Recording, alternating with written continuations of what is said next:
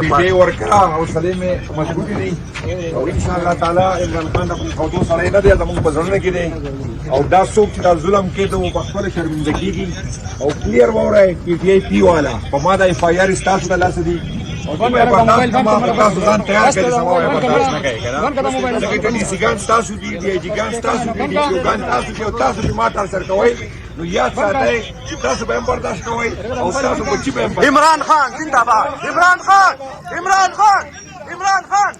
سلامونه ملګرو.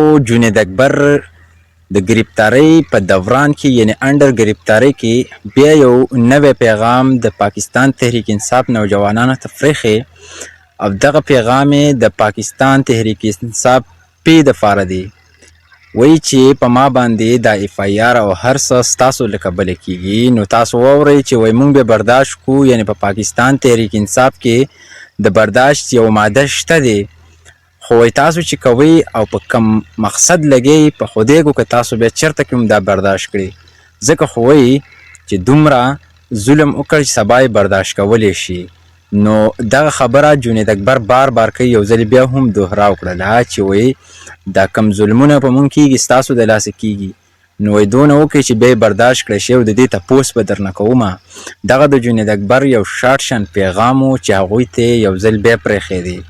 ملګرو دومره دا ویډیو شیر کوي چې دغه پاکستان تحریک انصاف پی ته ورورسیږي او د دغې خبرې په مقصد او په دغه پیغام باندې غور او فکر وکړي ځکه چې څه کوي که نه نو یقینا زه هم ویم چې دا بیا سبا ته دوی نشي برداشت کولی.